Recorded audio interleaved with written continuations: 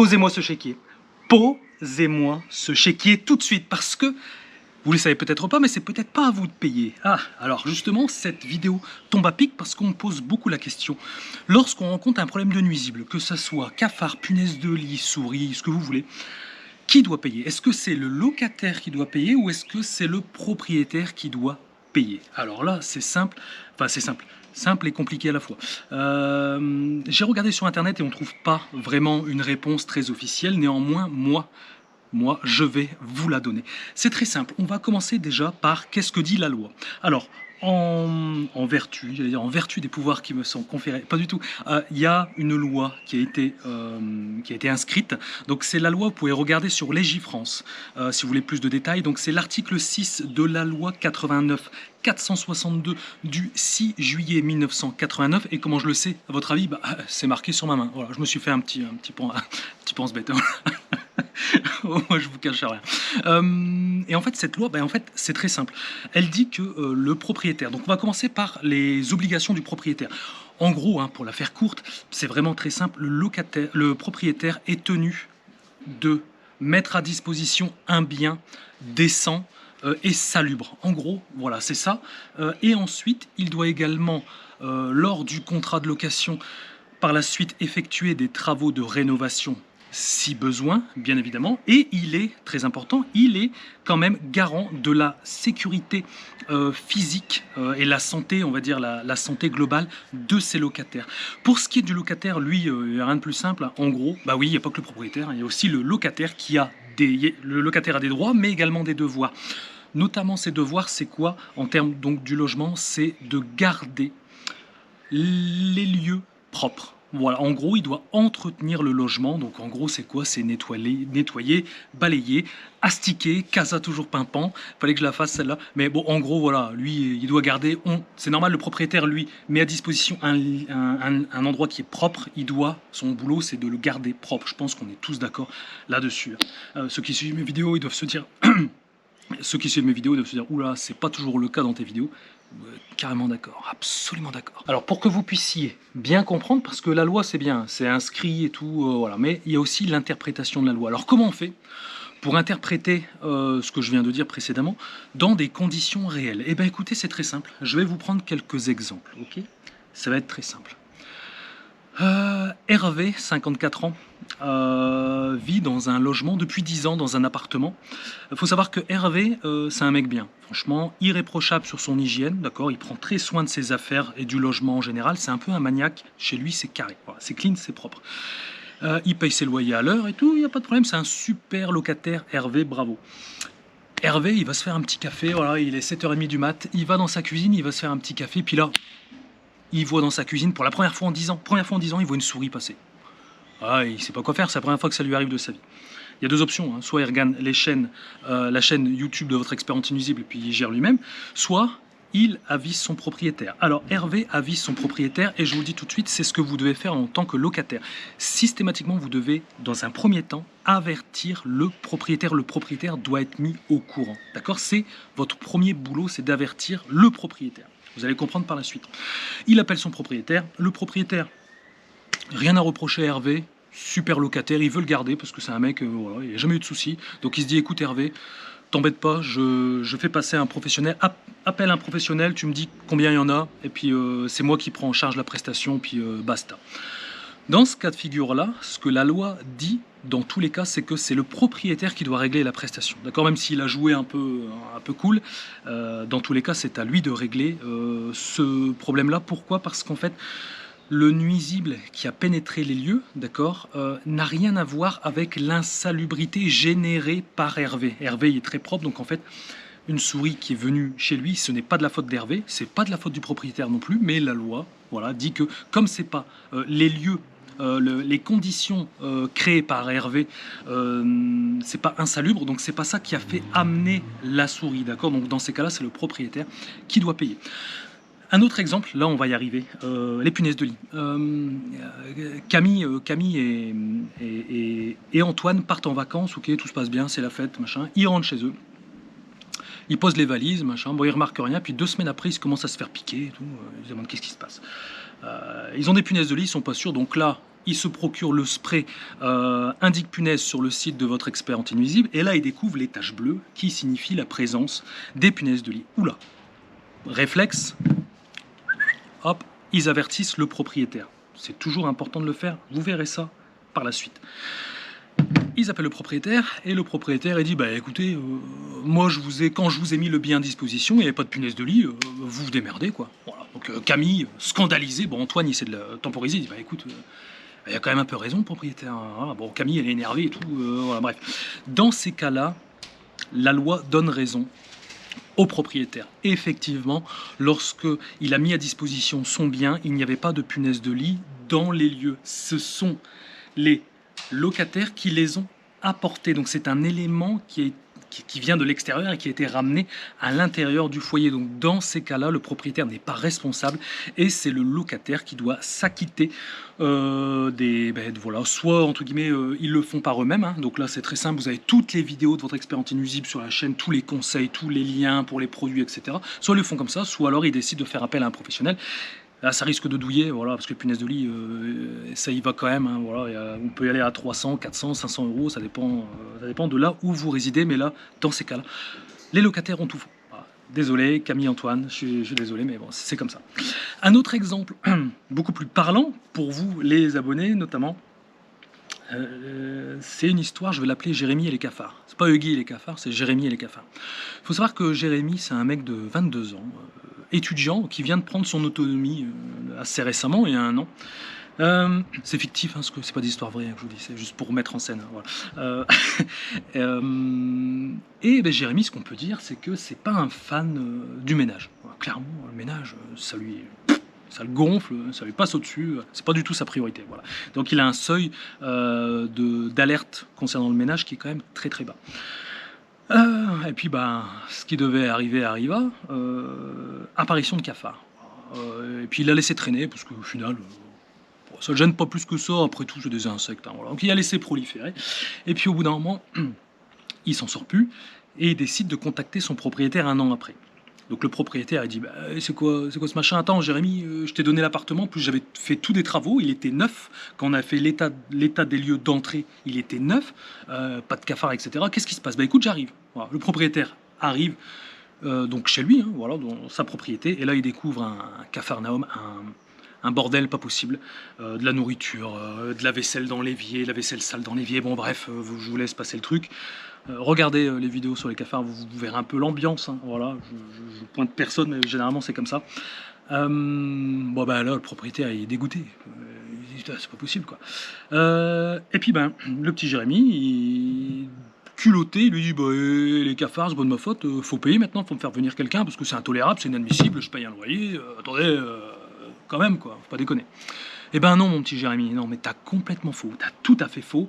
Dans ces cas-là, il y a un lien très clair entre le manque de salubrité créé par Jérémy, puisqu'en fait Jérémy n'a pas accompli son devoir de locataire qui est, je le rappelle, écrit dans l'article 6 de la loi 89-462 du 6 juillet 1989, il faut que je rentabilise, après je vais effacer, mais voilà. Eh ben, c'est tout à fait faux, parce qu'en fait ton devoir c'était d'entretenir les lieux propres, et il y a évidemment un lien entre l'hygiène et les cafards, même s'il y a des cas exceptionnels où on peut avoir un lieu très propre et il peut y avoir des cafards. Ce qu'il faut que vous vous disiez, c'est que pour interpréter cette loi, il faut vraiment parvenir à démontrer que les cafards sont présents à cause du manque d'entretien évident et flagrant du locataire. Dans le cas de Jérémy, lui, c'est mort, l'appart il est dégueulasse, c'est 100% de sa faute. Par contre, à l'inverse, s'il avait maintenu un logement impeccable, clean, et que il y a 2-3 cafards, il avertit tout de suite son propriétaire, tag propriétaire, qu'est-ce qu'il fait? Il regarde les vidéos d'autres experts en Tunisie, j'ai le blanc-tor, il commande, paf, il met, c'est terminé. Dans ces cas-là, oui, voilà, parce que ça peut arriver que des fois il y a des appartements qui communiquent. Vous savez, ça communique, il suffit que vous avez un mec un peu spécial en dessous qui est pas très à cheval sur l'hygiène, les cafards se propagent, on peut avoir 2-3 cafards chez soi malgré qu'on soit très propre. Mais bon, dans le cas de Jérémy, c'est mort, écoute Jérémy, tu as tout faux. On va terminer avec un... Ah, décidément, j'ai la gorge sèche. C'est bon. On va terminer avec Martine. Écoute, vous savez pas ce qui arrive à Martine, je vais raconter. Tu connais pas Martine? C'est trop facile. J'ai même pas fait exprès en plus. Bon, Martine, jeune retraitée de maintenant je vais dire 64, hein, ouais 65 maintenant, parce que je crois que ça a augmenté. Jeune retraitée 65 ans, comme toutes les grand-mères aimantes, elle aime profiter de ses petits-enfants. C'est dimanche, il fait beau, super beau. Elle a un jardin, Martine. Et donc elle laisse les petits à courir, jouer dans le jardin, se dépenser, etc. Il faut que jeunesse se fasse. Et d'un seul coup, elle voit le petit Martin, Martine, le petit Martin, âgé de 5 ans, il arrive vers sa mamie en hurlant comme ça. Ah, il y a des guêpes, il y a plein de guêpes dans la haie de sapin au fond du jardin, mamie. Voilà. Donc là, Martine paniquée. Danger immédiat. Qu'est-ce qu'elle fait? Elle rentre les petits. Hop, elle appelle son propriétaire, voilà, Henri. Elle appelle Henri. Écoute, Henri, j'ai un nid de guêpe. Vous remarquerez le jeu d'acteur. J'ai un nid de guêpe au fond du jardin. Il faut que tu fasses quelque chose. Alors là, Henri, il l'envoie bouler, mais d'une puissance. Il dit écoute, Martine, t'es gentil. Moi, les guêpes, c'est pas de ma faute.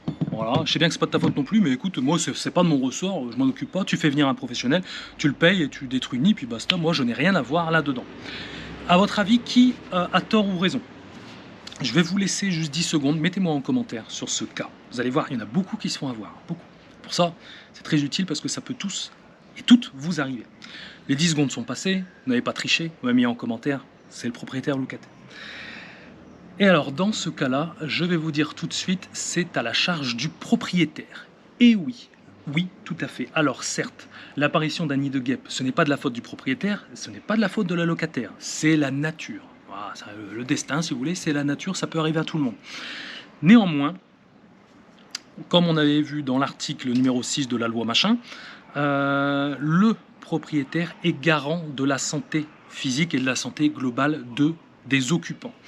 Un nid de guêpe, il y a un danger imminent pour la santé et bien évidemment pour le côté physique, parce que les piqûres, on peut mal réagir, une allergie, on peut finir à l'hôpital ou pire encore. Donc dans ces cas-là, le propriétaire doit impérativement faire venir un professionnel de la désinsectisation qui va venir, il va faire sa prestation, il va mettre en sécurité les lieux, il va retirer le nid, etc. Il n'y aura plus aucun danger. Par contre là, c'est très... si vous êtes propriétaire, écoutez-moi attentivement parce que je peux vous éviter de gros problèmes. Si dans le cas, par exemple, là, Martine, elle se fait bouler, voilà, elle s'est fait bouler. Elle envoie un SMS, parce qu'il faut toujours mettre des écrits. Hein. Elle envoie un SMS en disant, ah, voilà, écoutez, je vous ai averti de la présence d'un nid de guêpe. Vous n'avez pas voulu intervenir. Sachez que je ne ferai rien. S'il y a le moindre incident, je porterai plainte contre vous.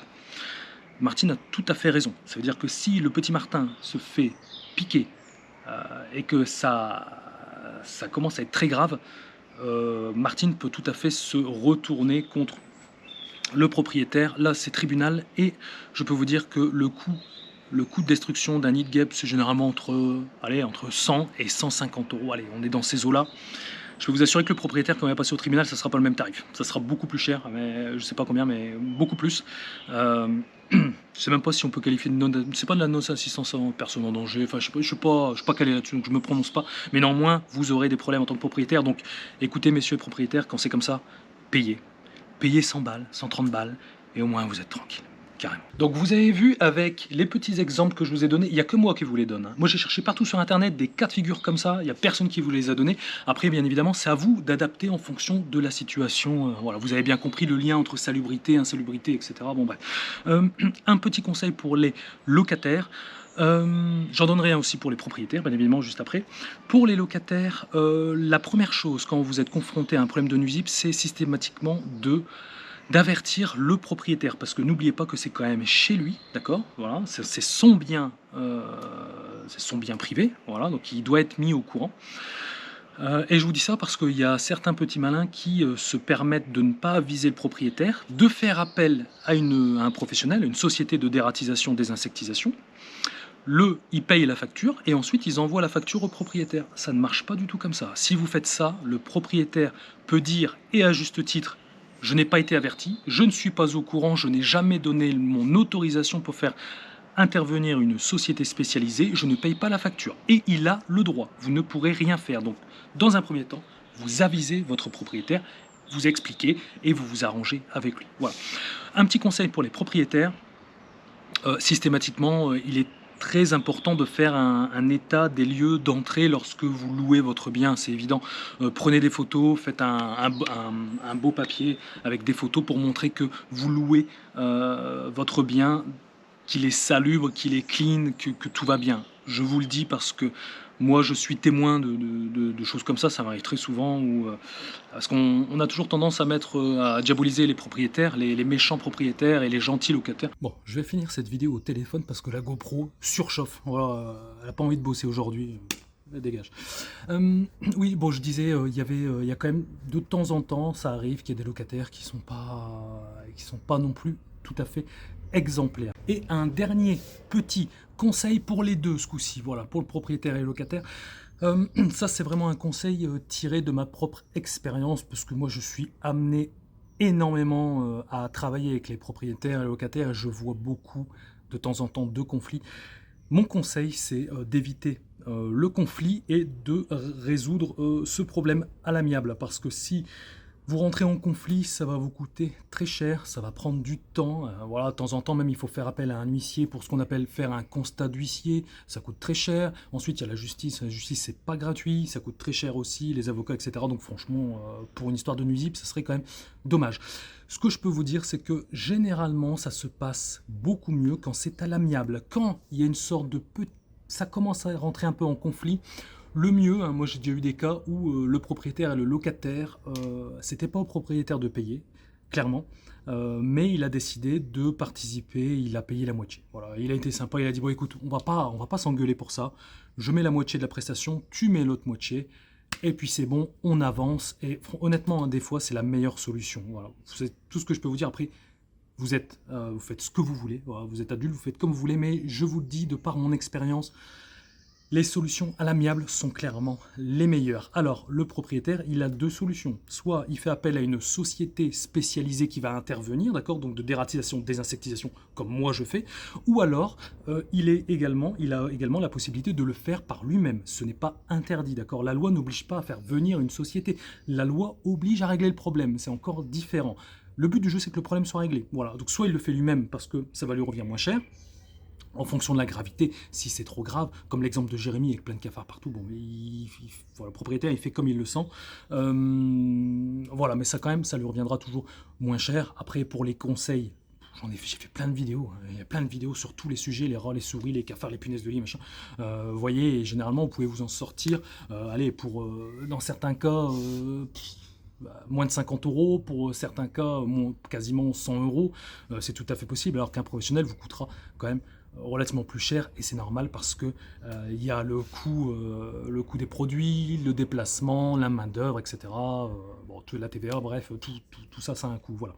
Bon, si vous avez des questions, posez-les-moi en commentaire. En tout cas, j'espère que cette vidéo vous a rapporté pas mal d'informations et vous aura éclairé sur ce que je dois payer ou pas. Donc là, du coup, soit vous rangez, en début de vidéo, vous avez dit votre chéquier. Là, du coup, soit vous le rangez définitivement, soit, bah écoutez, il faudra raquer. Là, je suis désolé, mais bon, de temps en temps, faut y aller. Voilà. Bon, allez, sur ce, je vous laisse. Je vous dis à très bientôt. Pour les abonnés les plus fidèles, vous inquiétez pas. Mercredi, ouais, on est mardi. Demain, je vais dans la maison que vous aimez bien, la maison des cafards, pour remettre un coup. Voilà, on va tâcher d'être en forme. Voilà, donc au moins là, ça me fait du bien un petit peu aujourd'hui, un peu plus, une vidéo un peu plus calme, un peu plus détente, parce que moi aussi, figurez-vous que j'ai le droit à des petits moments de paradis quand même. Je ne peux pas passer ma vie en enfer constamment. Il en va de ma santé mentale. Voilà. Allez, sur ce, je vous laisse. Je vous dis à très bientôt.